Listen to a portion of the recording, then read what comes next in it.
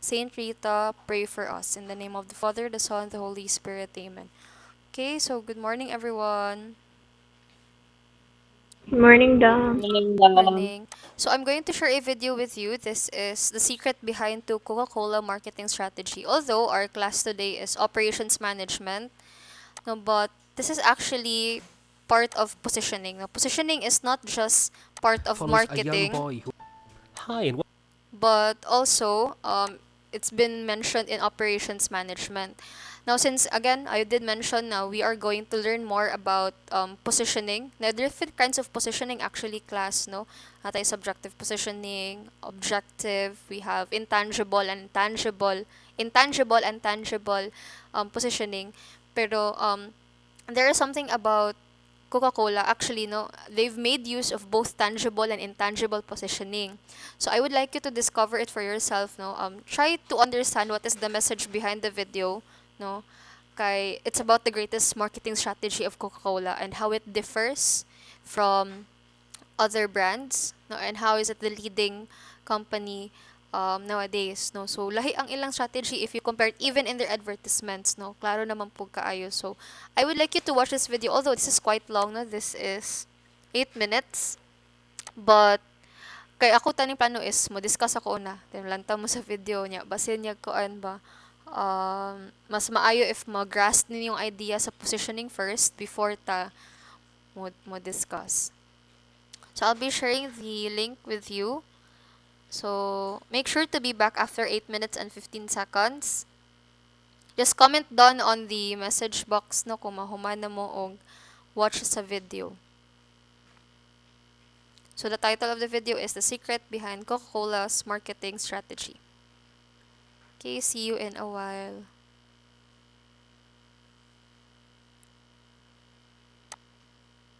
welcome to Thought Catalyst. I'm Charles Painter, and today we're going to be talking about the marketing campaigns of the Coca-Cola Company. Coca-Cola was first invented within an Atlanta-based pharmacy by Dr. John Pemberton in May 1886. Initially sold at local soda fountain counters, growing demand and the idea of making the beverage portable led to bottling the sparkling drink. In its first year, Pemberton sold just 9 glasses of Coca-Cola a day for 5 cents a glass. Since then, the company has expanded ever so slightly, currently selling its products at an estimated rate of more than 1.9 billion servings a day. That's the equivalent, every day, to almost 1 in 4 people buying something from Coca-Cola. The Coca-Cola Company is one of the most recognized companies in the world, and it's certainly the world's biggest drink company. They control more than half the global market in carbonated soft drinks, as well as a substantial chunk of the somewhat larger non-carbonated segment. It owns 4 of the world's 5 biggest selling soft drinks, with Coca-Cola being the world's best known and most valuable non-technology brand. Within its portfolio, the company holds more than 500 brands including Fanta, Sprite and Relentless. Within these, they produce over 3,500 varied products, spanning from sodas to bottled water to iced teas and coffees. Despite an estimated 94% of the world's population recognizing the red and white Coca-Cola logo, nearly 10% of their revenue, $41 billion. Angeline, I've already mentioned to them you'll watch a video first, no, since my discussion will be related on the video that I will be showing. So just open the message box in Google Meet, click the link. So you'll be given at least 8 minutes and 15 seconds to watch the video. Once you're done, you can come back and then comment down on the message box. So try to understand the video, ha. Dam, ayaw po mag-play ng video sa akin po, Dam. The link is valid actually. Try to check your internet connection if ma-play siya. I'll try to copy the link again and just send it to you. But actually, the link is ko man maklik raman siya.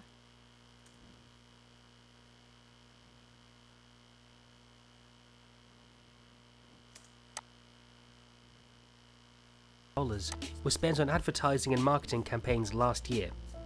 This astronomical $4 billion was spent on a diverse range of campaign tactics across multiple geographic regions. As with many things in the world, ironically, the companies that are the most well recognised possessed the highest budget for their advertising and public image. Luckily, this hefty budget allows Coke to experiment and get creative with their marketing, providing the opportunity to remind us why they're as successful as they are. Now, what is the Coca-Cola brand built upon? Well, it's this secret: training our brains to associate the brand with a good feeling, be that happiness, relaxation, friends, love, anything, rather than the soda itself that makes them good at what they do. Now, we're going to go through a few examples here. First of all, let's have a look at the 2015 Christmas advert. For many, the arrival of the iconic "Holidays Are Coming" Coca-Cola truck, it's a highlight of the period, building excitement for Christmas.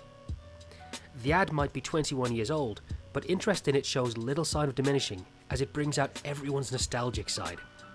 The focus of last year's A Coke for Christmas ad follows a young boy who aims to spread the joy through giving Coca-Cola to those who are making Christmas a reality, including a dad, a shop assistant, and Santa Claus himself. Now, the important aspects of the advert is that it targets the whole family. The ability to provide the experience for the entire family is essential. The commercial itself closely follows Coke's primary principles in their advertising. Rather than attempting to sell a drink, Coke focuses on selling an abstract positive concept, such as happiness, family, and sharing. As we can see, Coke have become experts at selling these non-concrete conceptions. This year's video, like many before it, remains true to their core values that they use in their marketing campaigns year-round. Along with this, Coke modified their traditional formula for advertising, adopting a more multi-channel approach. Traditionally, video, print, and physical advertising were the focal point of Coke's festive commercials. However, this year saw the addition of Coke TV and social media via hashtags and a Coke emoji. This was an attempt to broaden their influential radius. Now, the next example we're going to look at is called Share a Can. Now, Coke's Share Happiness campaign has been one of the key pillars of their advertising machine. This involved multiple previous strategies, such as the Coke Hug Me machine and the hugely successful debranding tactic, which we'll talk about in a few minutes. However, the Coca-Cola Sharing Can may have successfully created the most literal rendition of sharing a Coke. The regular-looking can of Coke can be twisted to become 2 mini cans, allowing probably one of the easiest methods for sharing a Coke on the move. As part of the pilot project, Coke distributed its sharing can to thirsty Singaporeans and documented their surprised reactions. The documentary of this surprised happiness involved the team accompanying the distributors, following them to areas where they knew there would be heavy traffic, and filmed people's authentic reactions.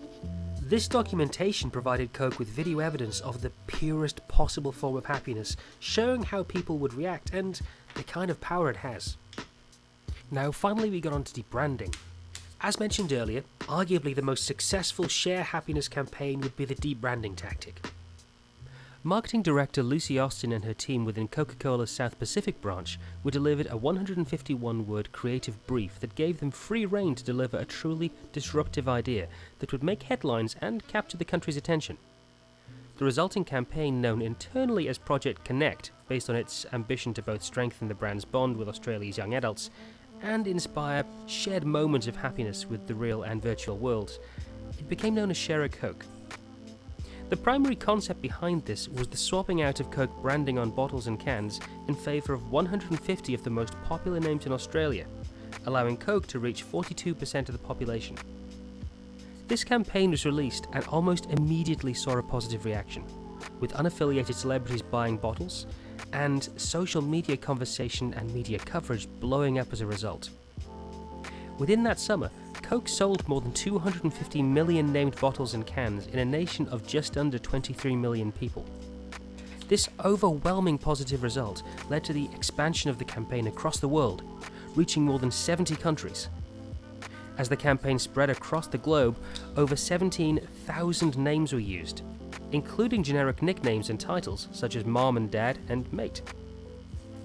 These additional titles purposefully made the invitation more about giving a Coke to someone else rather than keeping it to yourself, and broadened the appeal and played to their core principles.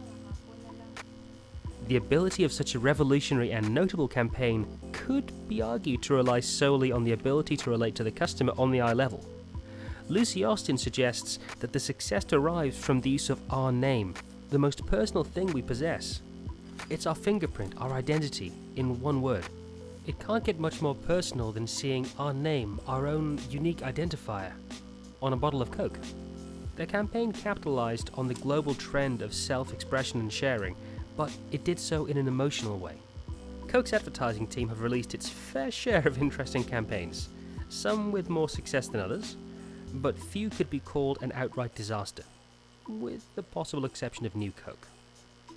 The continued pursuit of alluring and revolutionary advertising tactics by Coke is sure to assist the sales of their products worldwide, and will not be likely to go anywhere anytime soon.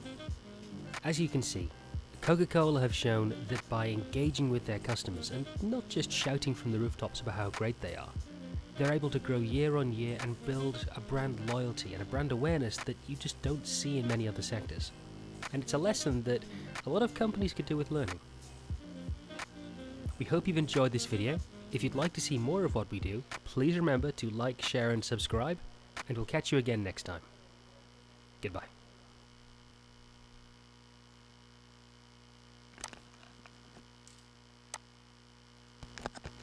Okay, so everyone, once you're done, please comment down on the in the message box.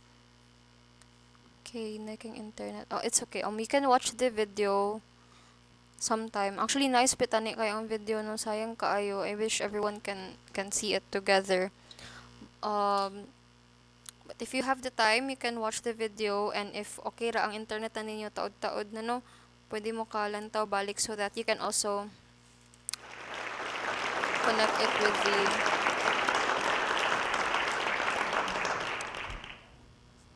for a About 20 while years basa. ago, a group of researchers Okay. did a study. So, pwede mo ka watch na later no kung kusog-kusog na yung internet so that you can also appreciate no the lecture that we are going to have this morning. For those who have seen the video, please comment down in the message box.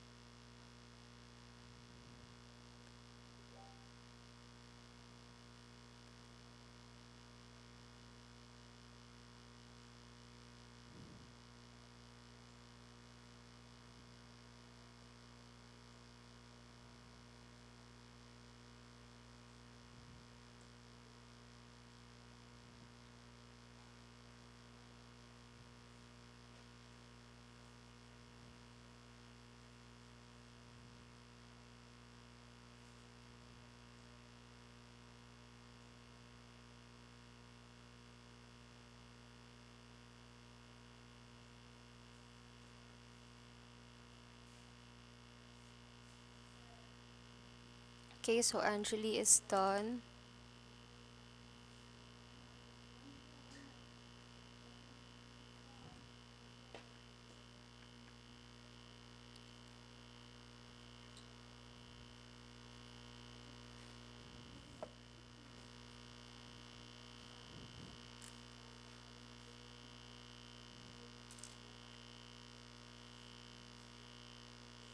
Okay, we'll just wait for Angeline and Elaine to finish watching the video. Si Anjali pa so far.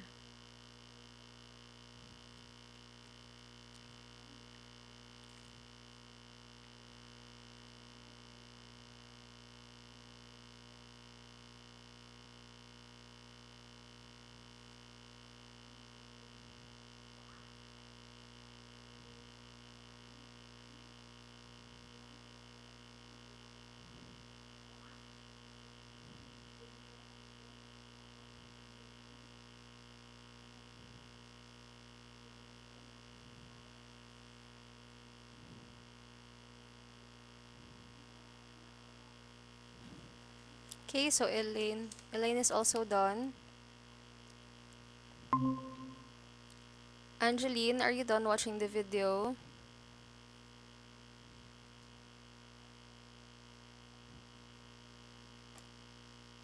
Okay, so while waiting for Angeline, I would like to ask, no, nakahuma naman si Angeline and si Barvelin.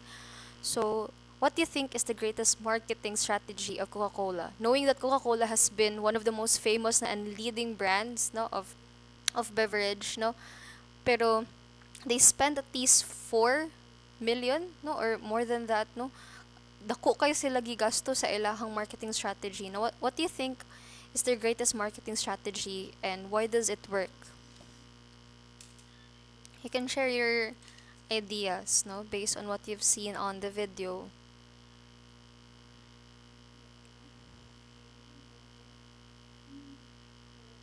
Lockdown in the middle. Sige lang. Unsa ang so far nga imuhang na nakita dito? You can unmute your microphone. Anyone? Any volunteers?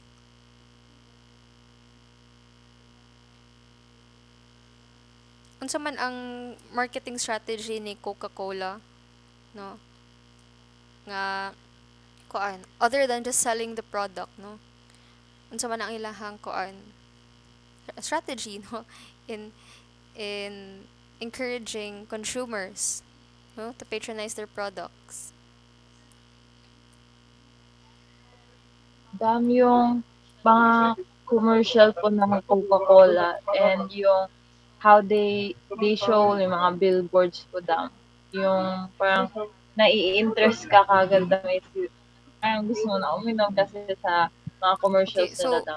unsa man ang message sa ilahang commercials, no, other than just because anyone can provide advertisements in their for a while lang.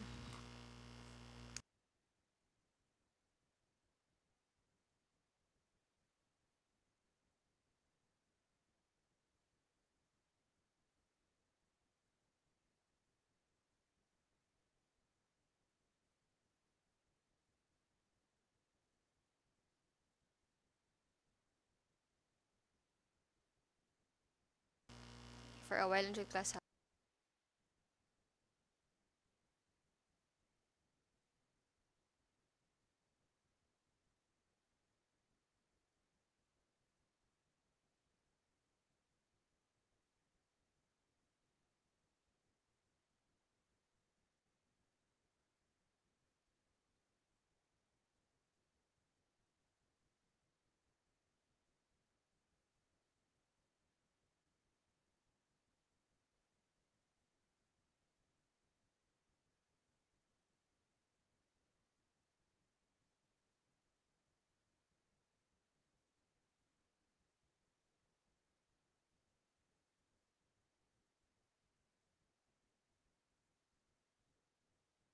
For a while lang class kay ipa-rearrange na ko ang yung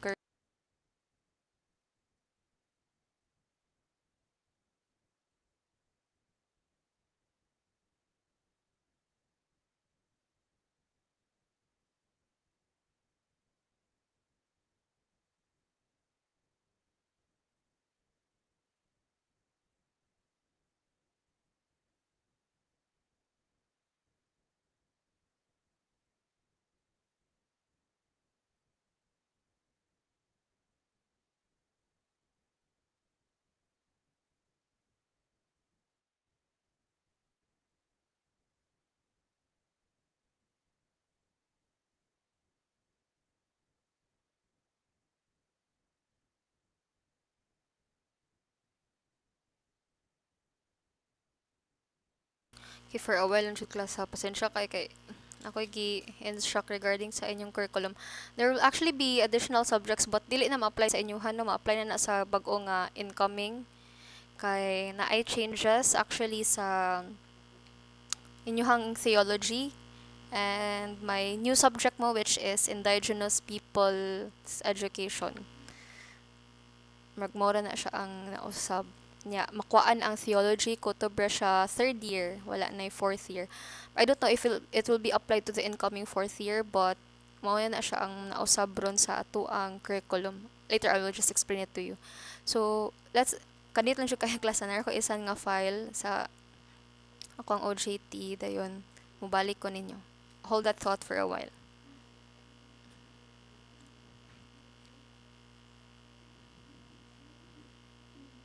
The idea rather than the product itself. No, would you feel nga ma-encourage ka to buy the product?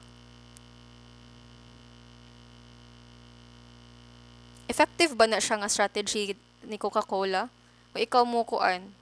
Effective ba na siya nga move nga they're selling this idea of family and happiness no nga it's not because ang ilaha pag-sell sa product is dili ingon nga muni pinakanami nga product no ang ilaha ra na is um Coca-Cola is all about no sharing happiness, no sharing with family, no. Yeah, usually ang pinaka-big ana akon is usually in families when they share meals, no. Coca-Cola also can bring you together. So, is that an effective marketing strategy ni Coca-Cola? Angeli. Effective dom. Kaya nga naman, effective in the sense nga Kanang as a bitaw sa tuwa jud ma'am sa tong culture ba kay kanang nag-focus jud ba kita sa family di mm, ba? mm, So para nako kay effective ilahang strategy sa pagbaligya sa not just the items but also the way they sell it to the pangmasa jud. okay. No, so that's a very good observation, no. So nowadays, no, other companies would focus on you would get slimmer or kani siya mo ni pinaka number one nga product compare sa uban nga product. But Coca-Cola, even though nga they know they are the leading company naman siya, no, pero ngano mo spend sila daghan kaayo nga manit on doing social experiments, no, on doing um kana yung very elaborate kaayo nga mga commercials showing family, no, yan na. It is because they're again, no, they're selling an idea. No, murag kanang they would like to make you feel happy when you watch the commercial. No, dili lang ingon nga kanang i-convince you kanila pero at least kanang murag heartwarming kaayo ba nga mulantaw ka na nga nice kayo ang katong commercial sa Coca-Cola ni tatak dito sa kung huna niya. And every time that you see Coca-Cola, no, probably you will be encouraged to buy one. So again, they're selling an idea and not just the product itself. And that's a very good marketing strategy, no. And in positioning, sometimes we call that one as intangible or tangible positioning kay even in our industry, in the hospitality and tourism industry, we do not just tell our consumers nga uy kung mo book ka diri kuan kay daghan kay mig amenities sa amo ang hotel or book diri sa amo ang hotel kay nagmi kaayo mo mga pagkaon dili lang kana, no. Usually when we provide promotional materials, it's all about you'll enjoy here with your family, you'll make many wonderful memories. No, it's all about the memories and the experience that you're going to market, no, to your consumers, not just the actual product itself. No. It's the experience, na it's the abstract na kuan. No. So, mo po na siya sa tuwa po ng industry, no. And Coca-Cola is a perfect example of that. No. So, again, this morning, we are going to learn more about positioning. No, and na-mention na to kanina ni Coca-Cola nga ilahang gi-apply nga strategy is either intangible or tangible positioning. And they also, no, present their marketing strategy or their advertisement sa perspective sa consumer and not just the perspective of the company itself. So, mo na siya nga medyo effective siya ang ilahang marketing strategy. So, last time, no, katong gi-discuss na to sa designing and managing tourism products. Na-discuss naman itong different kinds of products, no. So, mo continue ta diri. Wait lang ha, kay nag-load pa ang kuan PowerPoint. Agad medyo hinay ang internet. please inform me if choppy kay para maka-transfer ko sa cellphone kay ga-loading pa jud class. Kadiyot na jud kayo. Okay? So again, last time no we have discussed in deciding and managing tourism products. So naka-discuss na ta aning we have defined already what is product, new product, no? So karon positioning na pod. So we are done with this one. We are also done with the different product levels like the core product, facilitating products, supporting products, and core competency. Skip lang taan ni.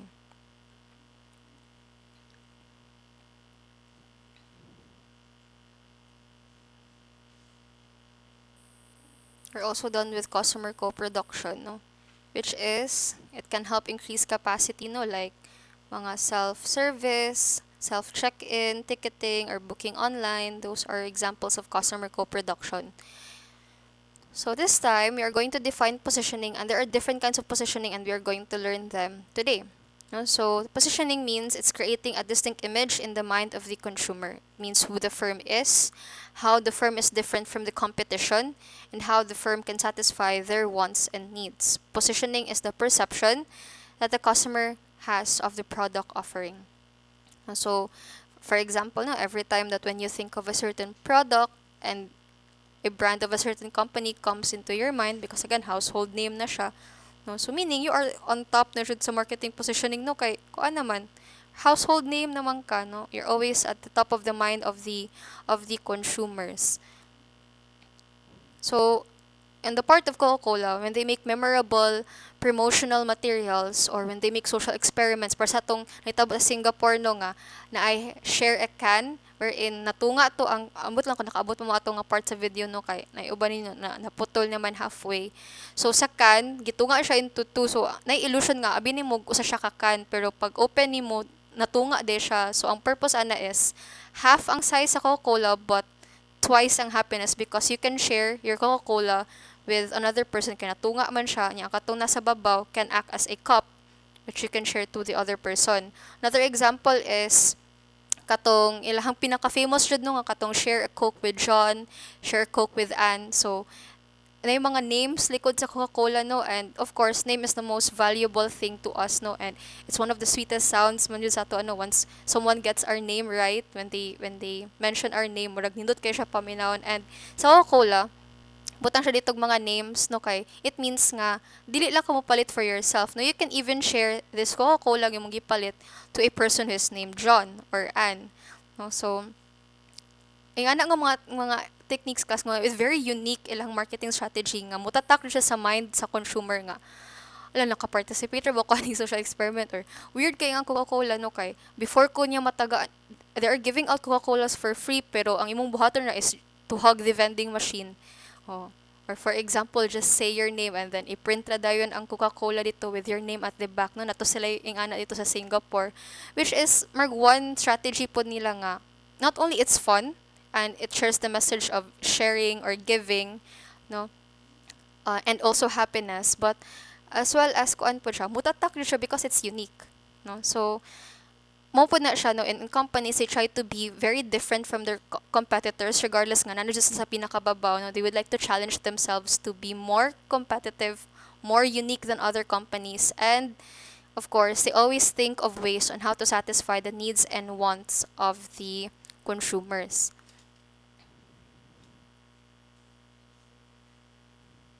We're done with pitfalls. So let's start with the different kinds of positioning class. Let's start first with objective positioning. So what is objective positioning? It is creating an image of the product and reflects physical characteristics and functional features. It's very important and this is often used in hospitality industry because it can create a unique image and it can also differentiate the firm. It's really important class nga although we would like to benchmark or compare our company to other companies. Even in the hospitality industry we do that no, nakasulay pon mi anek class nga nag-benchmark mi no, magsulob ambot lang kay corporate practice po ni siya. I don't know if it's legal but I've seen it a couple of times during my OJT nga.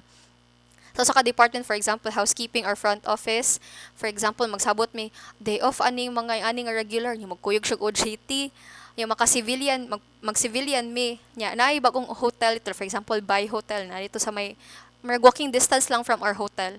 Moag to me dito sa hotel, we di mo rin disguise, no? But we pretend to be tourists daw or guests nga interested to have a hotel tour around the premises. So what they do is, for example, ang marketing manager, no, or ang marketing staff, no, from the sales and marketing department sa hotel mo naog mo conduct og tour kay for example mo ana dayon na ang usa na mo ka employee dito nga ay kanang mag birthday mo gud niya akong anak niya ginahan nami mo lantaw sa inyong facilities ba kay kanang amo ata ning mag-canvas pa ta nimi or mag-compare pa mi kung asa ang nindot nga venue for her debut. Oh. Yung anak ko no nga drama. But actually, it happened in real life. Dito kaso tinuod siya kayo na siya. Kay I even participated in one. I don't know if it's legal, no? Because other hotels usually do this, no? Sa duha ka hotel nga nag-OJT ko, same practice sa Japan. Different na ganit na siya nga employees, no? And management. So, kamo dito, no? Gitour mi sa katong mga kung suites, no? For example, mingon mi nga, unsa man nga suite ang inyo gusto man, naabi ang marketing officer. Ay, sa kuain lang kanang for example, mag-family suite lang ninyo. Ano lang, executive suite kay medyo mahal. Pwede may kapangutan na sa inyong room rates o mga ing-ana. And then, mulantaw dayon sa ilahang pool, silang function room. So, mulantaw-lantaw din ang housekeeping department. Mana din sila nga, okay, so thank you so much, ma'am. Kanang, nawag rami balik, ma'am, if, kuan, mo book nami sa inyo nga hotel. So usually we do that no kay kasulay kami mo conduct pod mi og hotel tours pod sa mga guest nga who would like to see the school premises, the hotel premises. So muna siya ang natabo class, no? Nag-benchmark mi kay ginahan lagi namo i-compare ang facilities namo ug ang facilities sa new hotel. Um, but it doesn't mean nga abig nakakita mi nga alam na sila pool dito or ang ani ang sulod silang hotel kopyahon na jud na namo ang amo lang is at least na ami basihan no kung unsaan pa jud namo mapaanindot ang amo ang service no? Or even improve no how we provide room rates no kay for example ngayon daghan mo kay sila guest no nya bag-o pa man guys sila nga hotel wala pa ka establish diri sa ingani nga lugar because nag-offer mo gud sila ingani or complimentary nga mga ingani so okay so why don't we do that no or dili lang ta mo suon we can do it better so yung ana no so um making sure that you have a very unique image also doesn't hurt to compare no with other koan kay even schools do that no kay unsa ang pagpanindot for example unsa pagpanindot nimo sa imong curriculum or magpapanindot sa imong nga offerings or facilities if wala po ka na compare sa uban nga school nga lo nakita na ko dito sa kuan ning ani ilang pagplaster ay dili man ingon nga kopyaw nato siya no but we are just going to wait. Let Shopee ko. How about the Shopee ko class? Hello? Shopee ko. Pwede ta ka koan. Ala. Ansa naman ni ang internet dire. Kung pa niya siya ang di nako ginahan dire no mo magklase kay hinay kay internet diri sa school unya sa ay okay na di sorry sa balay is kusog siya no po na ako ang mo pa na rason nga nag-work from home kog dugay kaayo kay na comfortable na ko dito no kusog na kay internet sa mua niya mo na siya okay so let's continue no so it doesn't mean nga again no doesn't mean nga ni agto mi sa lain nga hotel dayon nagkuan mi nag-benchmark mi dito nalantaw mi silang facilities kopyahon na dayon namo no pwede na mo siya ko anon as basihan no how we can improve our services it's really important class even schools do this no there are other schools nga mo observe sila unsay ilang mga facilities dito unsay ilang pag-arrange silang curriculum so that we can also get an idea or a basis on how to improve our own services and products but doesn't mean nga ato jong i-copy paste na no kay dili po na siya pwede no kay again even if very similar kayo itong mga product offerings class, very similar kayo itong mga services, as long as there is something that is unique in your establishment that is different from other establishments, then okay na siya. No mo man na itong end goal. So that is objective positioning. Subjective positioning is creating a unique product image in the mind of the customer based on subjective attributes. So attributes are not physical attributes of the product but the customer's mental perception of the product. So again, no, it's not about your own murag. Ang objective mong good is unsa kong i-offer, no? Mapanindot ang establishment, mapanindot akong services para masatisfy akong guests, no, ang needs and wants akong guests. But a subjective positioning, mo ang objective ha. Ang subjective positioning is more on unsa jud ang needs and wants and perceptions ako ang customer and how do I meet those perceptions. So sa objective is more on your own perspective as the business, no? But ang subjective is unsa man ang perception ni customer about sa product. Would they feel positive or okay ba ang ilahang murag perception ani sa tong products and services or are they dissatisfied? If they are not satisfied, how do we improve our products and services? So yung ana na siya ang subjective positioning, no? Mas kakuha kag basis on the perception of the consumers. Okay, so can occur automatically in the consumer. Marketer hopes to control the positioning, and the marketer hopes to create an image that will be shared by the consumers. So mo matter ang feedback ni consumer sa subjective positioning. No, kay magkuha man ta sila hag perception. Next is tangible positioning. So creating an intangible subjective image of a product based on a tangible feature of the product. Used in hospitality industry as product reach commodity status. So para sa itong example sa Coca-Cola no nga, although tangible product man jud si Coca-Cola, but they're actually selling an idea which is happiness, sharing, no? Um, get together, mga na, positive feelings. So mag-create kag something intangible out from the tangible feature or tangible product. That's tangible positioning.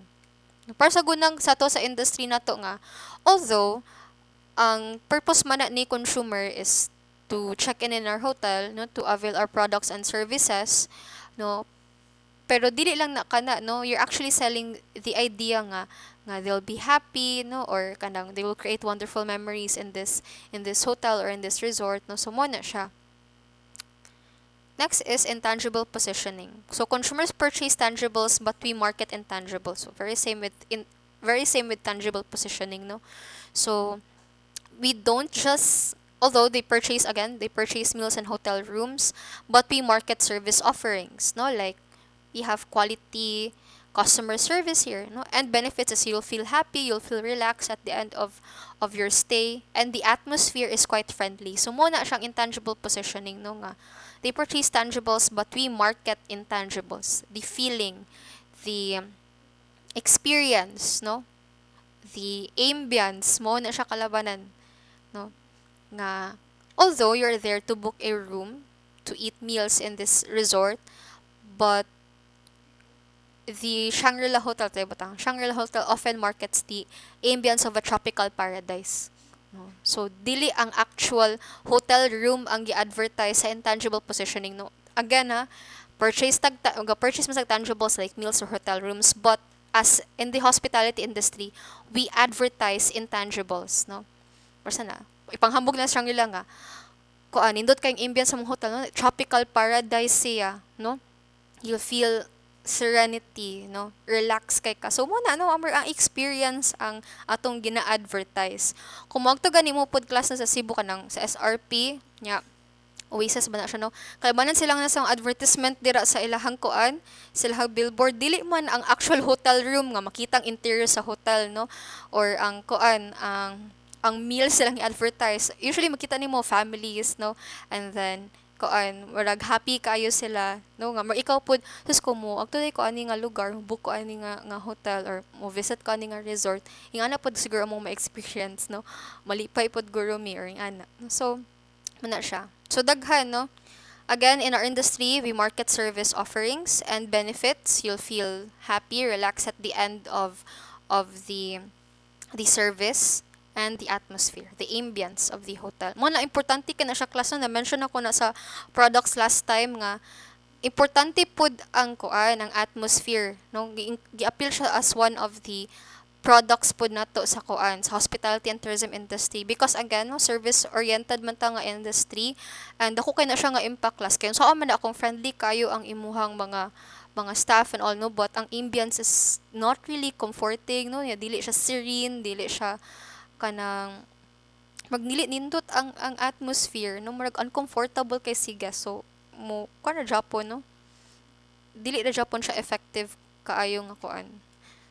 So positioning is not brand perception alone, no, not just the name of like Hyatt Hotel or Marriott Hotel or Seda Hotel, but how the image stands in relation to competing images and even, no, the experience and services that they offer to their consumers. Okay, next is effective positioning. So this is another type of positioning, no, sa managing tourism and hospitality products. So the need to make the brand different from other similar brands. Although there are a lot of hotels sa tulad ibutang sa Cebu, gan kay mga resort and hotels, so sahay magtapad-tapad na sila. But what distinguishes you from your competitors? What makes you different? Okay, so positioning must comprise the benefit that the customer will receive. Although, parehas man may nga resort diri Galaray, unsa may benefits nga ma-receive ni consumer, no, when they stay at our resort, at our hotel. Does it differ when I stay on the other hotel? So, mo po na inyong una-una, no? Especially kung ma-assign mo sa marketing department, no, unsa man jud ang atong gusto ihatag nga experience sa atong customers, no? Like take for example, you have Marriott Hotel, no? Daghang kay Marriott Hotel actually class, maski maglapta na sila sa tibuok kalibutan, but what makes them so exemplary, you know, or different from other hotels is that because of their not only of their customer service but how they treat their employees. Mark signature na nila nga kuan nga uh, muna siya, we treat our muna ilang murag motto nila nga we treat our employees as ladies and gentlemen to provide service to ladies and gentlemen. So mura kanig ang same level of service nga ilahang gina-provide silang customers, no. They also take good care of their employees because they believe nga their employees are an investment. No, kay if their employees are happy, if their employees are well taken care of, they are provided with incentives and all, then they would also take care of the customers for the company. So yung ana ba, no? And mo po na siya an example nga what makes Merit different from other hotels sa tulang ibutang, no. So ing ana napatay usa ka hotel na limot ko, Ritz-Carlton. Okay, ang Ritz-Carlton naka-different niya class from other hotels is that they offer personalized service. Meron siya ka na you have your own butler ba, no? And usually when you have butler sa bakan ra ba na siya, no, mahal ra ba kayo na siya kay meron na siya personal secretary nimo nga muhatag pud sa imong mga needs, no? Yeah, you just have a bell and all, no? Pero it's personalized service. Mura po na ako na-experience po dito sa kuan kasi wala ko nag-advertise ako, alam ko lang ginabayaran. Mura parehas ako na-experience dito sa City Hardware. Kay of course ako I feel uncomfortable if someone will assist me, no, kay I'm just used to kanang ako ray mo palit sa kung okay ra ko kaya ay lang kog sunda kanang murag ana ba nga ko ginahan nga na musudsunod ako pero sila kay okay ra ba pud tani to, no, pero no, depende po na sa kuan gud sa preference pod ni consumer. Sila mo dala si mong cart niya ambot daghan mo kasi employees po dito, no, niya tabangan kanila og pili, like for example, no, hatag niya they do suggestive selling which is good po, no. um if kabalo na kaon sa imong paliton niya pangitaon siya nila para sa imuha, ay ako mo request kang new stocks, they also give that for you, no, niya magsigisog sunod-sunod na kay personal assistant wag palit ka dito og kanang mga materials ito sa City Hardware. And even from their guard and all, no, they're very polite. And mo pa na siya example sa effective positioning class because daghan kay hardware stores diri sa San Carlos City, pero what stands out sa ilaha is because of their service, no. So yung ana, no, kay lain man taog murag unique nga kuan good class, no, pakulo kada establishment and mo na ilahang kuan dito, and they're really quite friendly, you know, which is at first I was taken aback, no, pero later on murag na-appreciate po nimo nga wow ko ano dili jud any mag pina sticker ra ila nga pagitan like ga-assist jud sila nimo until the end of your purchase, no, kanang until kuan. So mo na siya. So that's also an example, no. So good positioning creates an image and differentiates itself and promotes a benefit. There are also other cases of effective positioning class nga wherein you're not only comparing yourself to your competitors and how do you provide better services than your competitors and will make yourself stand out no from them. Napoy uban nga they are their own competition. Marganig you compare your previous self to your old self to your current self and how do you improve the projud no so napoy yung ana nga cases pod class such as para sa anang sa McDonald's no ang ilang karaan is you deserve a break today mo nilang slogan pero ang karon oh I'm loving it so wala na ila personal sa Toyota no nga ang old nila nga slogan is get the feeling and then karon is moving forward so mo na siya no those are examples of effective positioning you're not only focused on how do you stand out amongst your competitors, but also how do you make an improved and better version of yourself, no? So, mo po na. Actually, this is also a very effective kuan po strategy class, no? Ma-apply ganin nimo sa imong kaugalingon nga ang greatest competitor kuno nimo is yourself, no nga para dili ka ma-feel og insecurity kay para sa gud ang kung i-compare nimo imong self sa uban nga mas gwapa, mas sexy, mas dato, mas successful, you feel very insecure. But if you make yourself as your basis ba nga, sa una ko an man good ko, I was timid, I was weak, so I challenged myself to be more stronger, to be very outspoken. No, so we're gonna you're improving, but your basis is your old self. So mo po na mag-example po ani no para sa ni Toyota, ni McDonald's, no. So, muna siya. Hagat ra mo sa kong point class. Hello. Sorry kay kayong choppy ha. Sige, Radhar. Wisdom. Sige, day. Okay, so positioning's vital role, no, in operations management and even in marketing. So positioning goes beyond advertising. So it's not just about telling everyone that you have the best product or you provide the best services, no, but it's all about creating a marketing niche, no, wherein very small and specific profitable market. Unsa man ning marketing niche? Kanang marag target market ato class ba?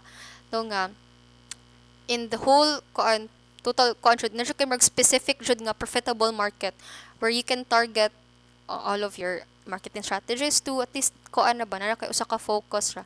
So po na siya ang vital role ni positioning. Okay.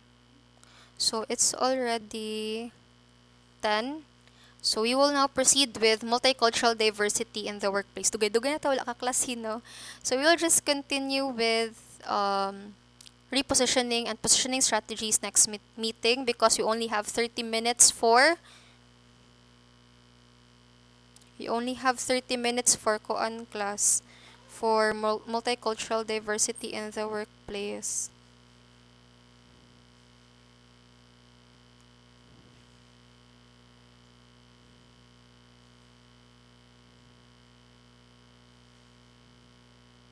So, kadayot ng class ha.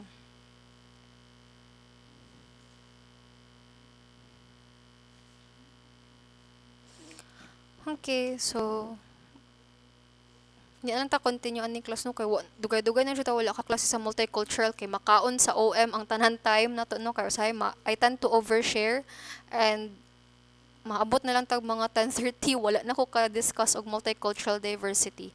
Actually, if you're probably wondering why I included India, actually I'm going to discuss India and China first because part of ASEAN's culture, no, Association of Southeast Asian Nations, gikan na siya they were heavily influenced from Indian and Chinese culture. So meaning kasagaran sa mga ASEAN countries dira jud na gikan sa Indian and Chinese culture nga nag-fuse together. Kay ato ang main focus karon is ASEAN cultures and of course the main root or history sa ASEAN goes back to katupad Chinese and Indian. So una ta with Indian culture and then Chinese so that you can fully understand ba nga mao di ay nga ani pud ang culture sa mga ASEAN countries because gikan di pud ani nga mga major cultures. Same ra gud sa China gud, 'di ba? Like you have Koreans, Taiwanese, Japanese, and kanang mga characters ana nila sa China class, no kanang unsa mga characters, no kanang mga letters nila, walahi man na sila sinulatan. There kanang mga characters sa Japanese, Taiwanese, and Korean, those are actually from the Chinese. So minority ra na ang kanang mga ana nga Japanese, Taiwanese, and Korean. Minorities na sila, no, they are from the major culture jud of China, pero nag-con sila, nag naghimo sila ilang kaugalingon, no, pero nag-copy ra Japan sila from kwan. So mo na siya, same ra po na with ASEAN, no, Indian and Chinese culture. So that is why I'm going to discuss that one this morning. Una sa ta sa Indian kay medyo taas-taas ang sa Indian culture. Wait lang for a while, kas ha.